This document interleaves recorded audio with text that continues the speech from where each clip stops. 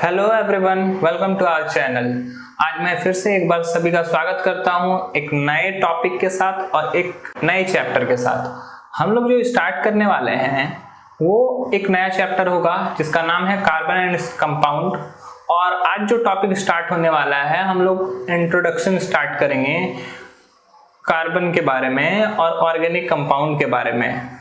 कुछ इंट्रोडक्शन बात करेंगे, उसके बाद हम लोग थोड़ा और आगे चलेंगे और प्रॉपर्टीज ऑफ कार्बन के बारे में जानेंगे। तो फर्स्ट ऑफ ऑल ये जानना है कि कार्बन क्या है और ये किस से रिलेटेड है ये चैप्टर।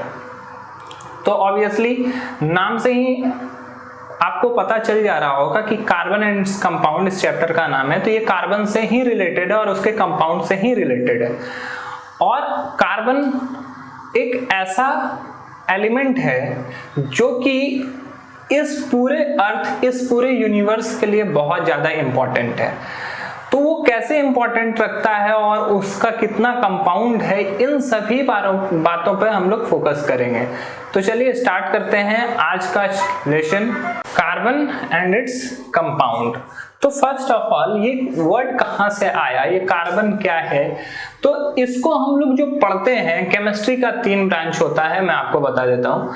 फर्स्ट ब्रांच है फिजिकल, एक और ब्रांच है जिसका नाम है ऑर्गेनिक, और एक ब्रांच है जिसका नाम है इनऑर्गेनिक। 3 ब्रांच होता है केमिस्ट्री का, मेनली ये 3 ब्रांच है। इसके अलावा बहुत सारा केमिस्ट्री है, न्यूक्लियर केमिस्ट्री है, बायोकेमिकल केमिस्ट्री है। तो उन सभी के बारे में हम लोगों ने डिस्कस नहीं कर रहे हैं। मेनली जो 3 पार्ट है, फिजिकल, ऑर्गेनिक, इनऑर्गेनिक, उसके बारे में बात करते हैं। तो 3 तरह का केमिस्ट्री 3 पार्ट में बटा गया है। तो ये जो पार्ट है वो ऑर्गेनिक केमिस्ट्री का है। तो ऑर्गेनिक वर्ड कहां से आया? This is the part of organic chemistry। तो ऑर्गेनिक केमिस्ट्री क्या है ये जानना सबसे ज्यादा इंपॉर्टेंट है।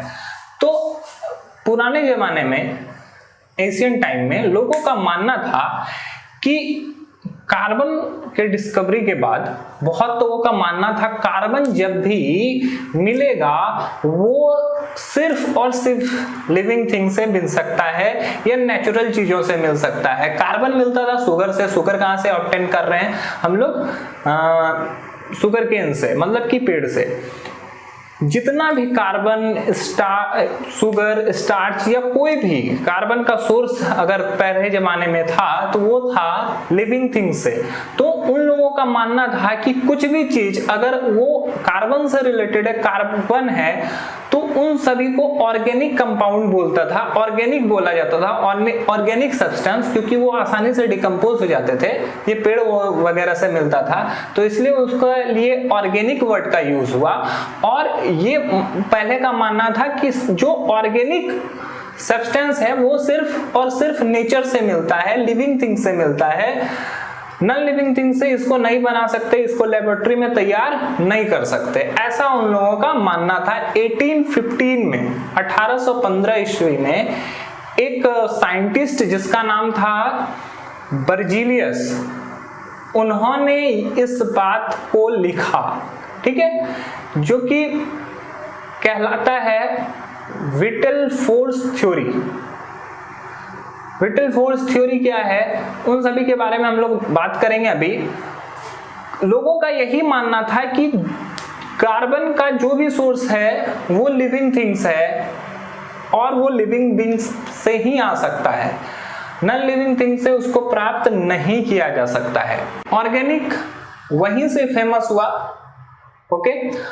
और इस चीज में, ऑर्गेनिक केमिस्ट्री में, हम लोग कार्बन रिलेटेड कंपाउंड का, कार्बनिक कंपाउंड के बारे में पढ़ते हैं। उसमें कुछ एक्सेप्शन है। कुछ एक्सेप्शन ये है कि जैसे ऑक्साइड ऑफ कार्बन इसमें नहीं पढ़ा जाता है। अगर मेटेलिक कार्बोनेट है, जैसे NaCO3, ये मेटेलिक कार्बोनेट है, Na2CO3, तो ये मेटालिक कार्बोनेट है, तो इसके बारे में कार्बन में हम लोग डिस्कस नहीं करेंगे, ऑर्गेनिक कंपाउंड में इसको डिस्कस नहीं करेंगे। इसके अलावा CO2 ये भी ऑर्गेनिक कंपाउंड में डिस्कस नहीं करेंगे क्योंकि ऑक्साइड ऑफ कार्बन है। इसके अलावा साइनेट जो बनता है जैसे KCN, तो ये सब एक्सेप्शन के तौर पर रखा गया है, इन सभी को बाहर रखा गया। ऑर्गेनिक कंपाउंड सिर्फ और सिर्फ कार्बन की कंपाउंड के बारे में स्टडी है, लेकिन कार्बन यहां पर भी तो रिलेट कर रहा है, बट यहां पर इस चीज को नहीं पढ़ते हैं, इस चीज को हटा कर रखा गया है। तो क्या क्या हटाया गया? Oxide of carbon, cyanide and carbonate of metals, इन सभी चीजों को हटा दिया गया है। तो द विटल फोर्स थ्योरी क्या है, इसके बारे में डिस्कस करते हैं। तो पुराने जमाने में जितने भी सोर्स मिल रहे थे कार्बन के, जैसे शुगर हो गया, स्टार्च हो गया या और भी कुछ, तो उन सभी में प्लांट्स में कार्बन दिख रहा था, ह्यूमन बीइंग में कार्बन दिख रहा था। तो उन लोगों का मानना था कि कार्बन जो होता है, कार्बन ऑर्गेनिक कंपाउंड जो होता है, ऑर्गेनिक कंपाउंड जो होता है, जो ऑर्गेन से मिलता है, वो उसी कंपाउंड को ऑर्गेनिक कंपाउंड बोला गया। और बोला गया ऑर्गेनिक कंपाउंड का जो सोर्स है वो सिर्फ लिविंग थिंग्स से आ सकता है। ठीक है, सिर्फ लिविंग थिंग से आ सकता है, या नॉन लिविंग थिंग से नहीं बनाया जा सकता, या फिर इसको लेबोरेटरी में तैयार नहीं किया जा सकता। इसी लॉ को, इसी थ्योरी को द विटल फोर्स थ्योरी बोला जाता है। ये किस समय लिया गया? 1815 में। इसको डिस्कवर करने वाला कौन था? बर्जेलियस। तो लेकिन ये थ्योरी को रॉन्ग प्रूफ किया गया। किसके द्वारा? तो इसको रॉन्ग प्रूफ करने वाले था बर्जीलियस का एक स्टूडेंट जिसका नाम था फ्रेडरिक वॉलर ने क्या किया? एक ऑर्गेनिक कंपाउंड तैयार कर दिया, वो भी कहां? लेबोरेटरी में एक ऑर्गेनिक कंपाउंड तैयार कर दिया और दुनिया को दिखाया कि ऑर्गेनिक कंपाउंड को लेबोरेटरी में भी तैयार किया जा सकता है, ये सिर्फ लिविंग थिंग के सोर्स से नहीं मिलता है। मानते हैं कि लिविंग थिंग्स में पाया जाता है, लेकिन सिर्फ लिविंग थिंग्स में पाया जाता है ऐसा नहीं है, ये नॉन लिविंग थिंग्स से भी बन सकता है, और लेबोरेटरी में इसको तैयार करके दिखाया गया। तो वो पहला ऑर्गेनिक कंपाउंड क्या बना था? तो first organic compound is urea जो डिस्कवर हुआ, ऐसा नहीं हम बोल सकते, यूरिया जो है ऐसा पहला ऑर्गेनिक कंपाउंड है जो कि लेबोरेटरी में तैयार किया गया। वैसे ऑर्गेनिक कंपाउंड जो है वो तो बहुत सारे हैं, पहले भी यूज हो चुका है। जैसे शुगर ऑर्गेनिक कंपाउंड है, ये यूज होता था पहले भी, ये बनाने का तरीका नहीं था, ये लेबोरेटरी में तैयार नहीं किया गया, पहले से बना हुआ है। स्टिल लेबोरेटरी में तैयार होने वाला फर्स्ट ऑर्गेनिक कंपाउंड ये है यूरिया। तो यूरिया को कैसे बनाया गया? तो इसके ब्राजीलियस के स्टूडेंट फ्रेडरिक वॉलर ने क्या किया? तो चलिए उसको देखते हैं, फ्रेडरिक वॉलर ने क्या किया था जिससे यूरिया बना।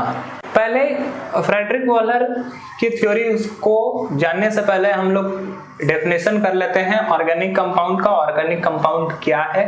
What is the definition of organic compound? तो उसके भी पहले हम लोग जान लेंगे ऑर्गेनिक केमिस्ट्री के बारे में। तो organic chemistry is defined as, तो बात करें ऑर्गेनिक केमिस्ट्री की, तो organic chemistry is defined as the study of compound of carbon. Compounds of carbon, this excluded oxide of carbon, carbonate of metal, cyanide of metal and carbide of metal.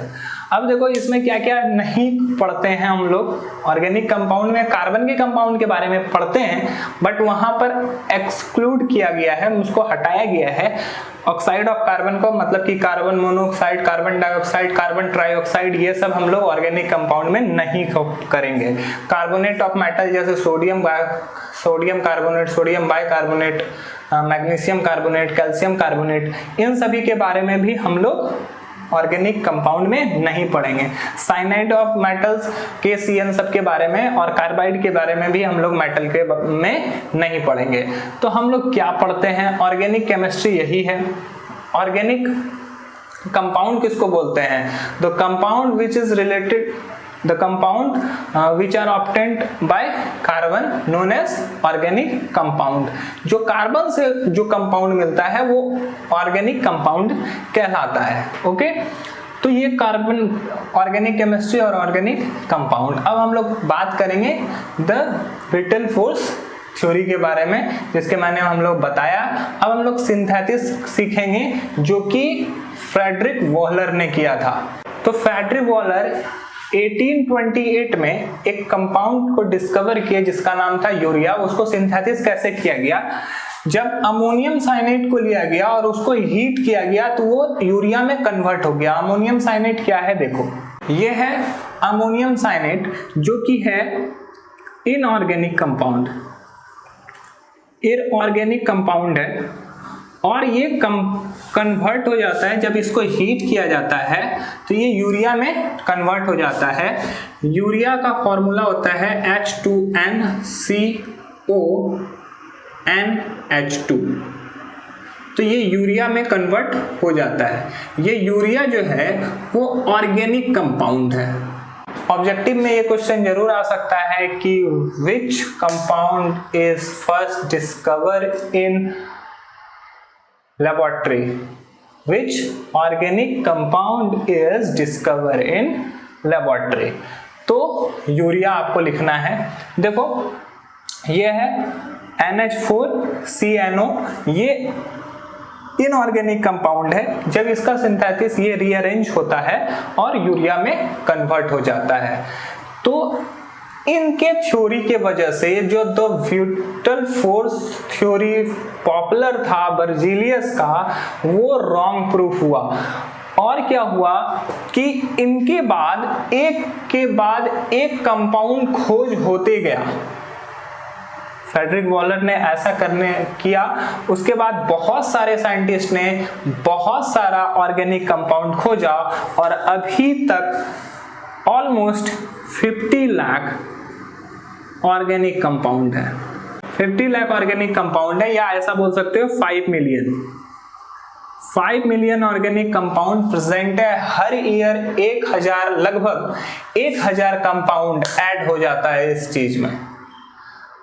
और अभी तक में लगभग 50 lakh organic compound का discover हो चुका है। Okay, तो इसका मतलब ये है कि जब उन्होंने बोला था द ब्रिटल फोर्स थ्योरी में कि ऐसा नहीं हो सकता कि उसको लेबोरेटरी में बनाया जाए, उसको इंसानों ने प्रूफ किया कि नहीं ऐसा नहीं है, ये सही है। और जितने बार भी ये एक कंपाउंड का खोज होता है the brittle force theory wrong proof होता है। ओके, तो चलिए चलते हैं अभी नेक्स्ट टॉपिक पर। अब बात करेंगे सोर्स ऑफ ऑर्गेनिक कंपाउंड की। ऑर्गेनिक कंपाउंड का क्या क्या सोर्स है, तो बहुत सारा सोर्स है। सबसे पहले तो हम लोग सोर्स में लिख सकते हैं प्लांट्स। प्लांट्स एक बहुत अच्छा सोर्स है ऑर्गेनिक कंपाउंड का। दूसरा ऑर्गेनिक कंपाउंड का सोर्स है पेट्रोलियम। प्लांट्स एंड पेट्रोलियम, इन सभी से बहुत ज्यादा ऑर्गेनिक कंपाउंड निकाला जाता है। जैसे पेट्रोल है, डीजल है, वैक्स है, पेंट है, इन सभी चीजों को पेट्रोलियम से ही निकाला जाता है। इसके अलावा अगर ऑर्गेनिक कंपाउंड के बारे में बात करें तो इसका एक और सोर्स है कोल, एनिमल, वुड। तो ये सब ऑर्गेनिक कंपाउंड का सोर्स है। इन सभी से ही ऑर्गेनिक कंपाउंड हम लोग को मिलता है और हम लोग उसका बहुत ज्यादा यूज करते हैं। इसके अलावा अब हम लोग ये भी जान लेते हैं कि ऑर्गेनिक कंपाउंड और इनऑर्गेनिक कंपाउंड में क्या डिफरेंसेस है। ऑर्गेनिक कंपाउंड में आप क्या देख सकते हो और इनऑर्गेनिक कंपाउंड में क्या क्या देख सकते हो। डिफरेंसेस देखते हैं। तो क्वेश्चन ये है, what is the difference between organic compound and inorganic compound. चलो देखते हैं उसका answer. Organic compound and inorganic compound. तो सबसे पहले बात करें कार्बन के बारे में, तो कार्बन यहाँ पर बहुत ज्यादा एसेंशियल है। Okay, carbon is necessary atom. Carbon is necessary atom. Atom नहीं लिखो, एलिमेंट लिखो। और इसमें है ना कार्बन कोई खास एलिमेंट नहीं है, carbon is not a necessary element. Inorganic compound में कार्बन उतना ज्यादा नेसेसरी नहीं है जितना कि ऑर्गेनिक में है। ऑर्गेनिक कंपाउंड जो होगा वो can not dissolve in water, ये वाटर में डिसॉल्व नहीं हो सकता है। और ये inorganic compound can dissolve in water, ये डिसॉल्व हो सकता है वाटर में, कैन डिसॉल्व इन वाटर। इसके अलावा ये it can dissolve in organic compound, it can dissolve in organic solvent like, organic solvent क्या है, बेंजीन देख सकते हो आप, अल्कोहल देख सकते हो, तो ये सब में ये घुल जाएगा organic compound, but it can not dissolve in organic solvent, ये ऑर्गेनिक सॉल्वेंट में नहीं घुल सकता है। Melting point and boiling point ऐसे कंपाउंड का लो होता है, और ऐसे कंपाउंड का melting point and boiling point जो होता है वो हाई होता है। ओके, जो ऑर्गेनिक कंपाउंड है उसका जनरली मेल्टिंग पॉइंट लो होता है, और इनऑर्गेनिक कंपाउंड का मेल्टिंग पॉइंट और बॉइलिंग पॉइंट जनरली हाई होता है। ज्यादातर ऑर्गेनिक कंपाउंड जो होते हैं, ज्यादातर क्या, सभी के सभी ऑर्गेनिक कंपाउंड कोवेलेंट बॉन्ड बनाते हैं, और ये ऐसे जो होते हैं ये आयनिक बॉन्ड बनाते हैं। कोवेलेंट बॉन्ड और आयनिक बॉन्ड के बारे में मैंने आपको पहले बताया है। ऑर्गेनिक कंपाउंड में आइसोमेरिज्म हो सकता है। आइसोमेरिज्म क्या है, इसी चैप्टर में हम लोग डिस्कस करेंगे, मतलब कि same molecular formula but different structural formula और different functions is known as isomers. तो अगर सेम और मॉलिक्यूलर फॉर्मूला है, जैसे लिखो C2H5O, तो इसका मतलब ये हो सकता है CS3CH2O, या फिर C2H6O, तो इसका मतलब होता है CS3CH2OH, और यहां पर हो सकता है CS3OCH3। तो देखो ये दोनों अलग अलग कंपाउंड है, एक में अल्कोहल है और दूसरे में ईथर है, ये ईथर है और दूसरा अल्कोहल है, लेकिन दोनों का अगर फॉर्मूला बोले मॉलिक्यूलर फॉर्मूला तो सेम है C2H6O। तो इसको आइसोमर्स बोलते हैं, ये आइसोमर्स हुआ और ये पूरा प्रोसेस आइसोमेरिज्म कहलाया। तो ऑर्गेनिक कंपाउंड जो है आइसोमेरिज्म शो करता है, but it can not show isomerism, can not show isomerism, ये आइसोमेरिज्म शो नहीं करता इनऑर्गेनिक कंपाउंड। तो ये कुछ डिफरेंसेस थे ऑर्गेनिक कंपाउंड और इनऑर्गेनिक कंपाउंड में। अब हम लोग स्टार्ट करेंगे कि कार्बन का क्या स्पेशल फीचर है, या स्पेशल क्या है कार्बन में जो इसका 50 लाख कंपाउंड बना, इसका क्या स्पेशल रीजन है। तो चलिए उसके बारे में डिस्कस करते हैं। यूनिक नेचर ऑफ कार्बन के बारे में स्टार्ट कर रहे हैं। यूनिक नेचर ऑफ कार्बन, तो सबसे पहला यूनिक नेचर है टेट्रावैलेंसी। टेट्रावैलेंसी का मतलब होता है कि कार्बन का एटॉमिक नंबर 6 है, इलेक्ट्रॉनिक कॉन्फ़िगरेशन 2 और 4, आउटर मोस्ट शेल में 4 इलेक्ट्रॉन है, इसको ऑक्टेट कंप्लीट करना है या डोएट कंप्लीट करना है। दो पॉसिबिलिटी हो सकता है, अगर 4 ये डोनेट कर दे तो ये डोएट कंप्लीट कर लेगा, अगर 4 एक्सेप्ट कर ले तो ये ऑक्टेट कंप्लीट कर लेगा। तो कार्बन ऑक्टेट कंप्लीट करता है, तो ये कैसे करता है, क्या ये इलेक्ट्रॉन डोनेट कर देगा, क्या ये इलेक्ट्रॉन एक्सेप्ट करेगा, तो कब क्या स्थिति बनेगा।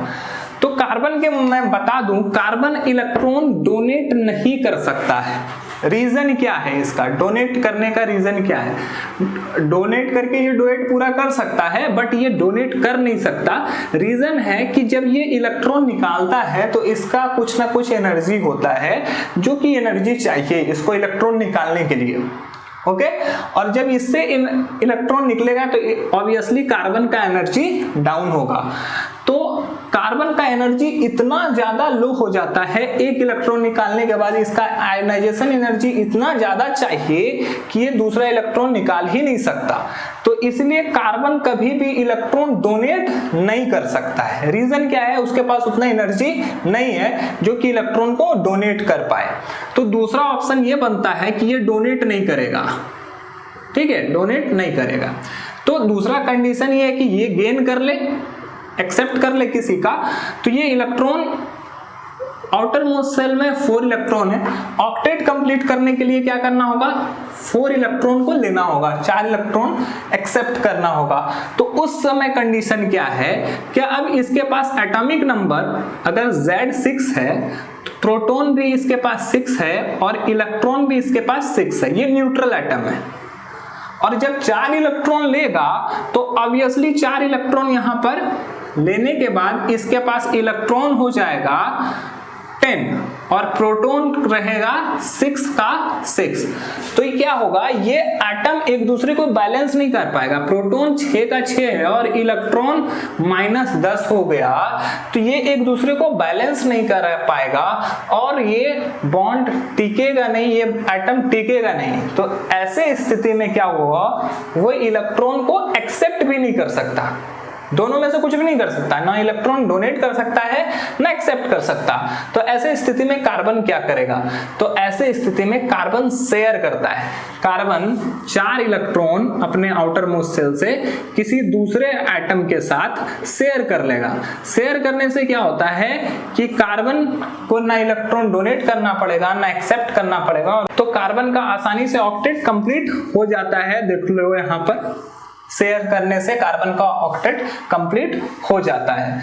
तो ये कार्बन का यूनिक नेचर है, इसका टेट्रावैलेंसी, ये शेयर करने वाला इसमें क्षमता होता है। दूसरा है कैटेनेशन पावर। कैटेनेशन पावर क्या है कि सेल्फ लिंकिंग का इसमें बहुत ज्यादा एबिलिटी होता है। सेल्फ लिंकिंग क्या है, कार्बन अगर किसी और ऑर्गेनिक कंपाउंड किसी हाइड्रोजन या क्लोरीन से नहीं जुड़ पा रहा है तो कार्बन खुद कार्बन से जुड़ सकता है और वो कार्बन दूसरे कार्बन से, वो कार्बन दूसरे कार्बन से, वो कार्बन दूसरे कार्बन से, इस तरह करके सेल्फ लिंकिंग ये कर सकता है, जिसको कैटेनेशन बोलते हैं। ओके, तो कैटेनेशन का क्षमता इसमें होता है, ये भी उसका स्पेशल फीचर है। और थर्ड चीज है कि कार्बन अपने बीच में 1 इलेक्ट्रॉन भी शेयर कर सकता है, 2 इलेक्ट्रॉन भी शेयर कर सकता है और 3 इलेक्ट्रॉन भी शेयर कर सकता है। तो जब 1 इलेक्ट्रॉन शेयर करेगा तो उसको बोलेंगे सिंगल बॉन्ड, और कार्बन अगर 2 इलेक्ट्रॉन शेयर कर रहा है डबल बॉन्ड, और 3 इलेक्ट्रॉन शेयर कर रहा है तो उसको बोलते हैं ट्रिपल बॉन्ड।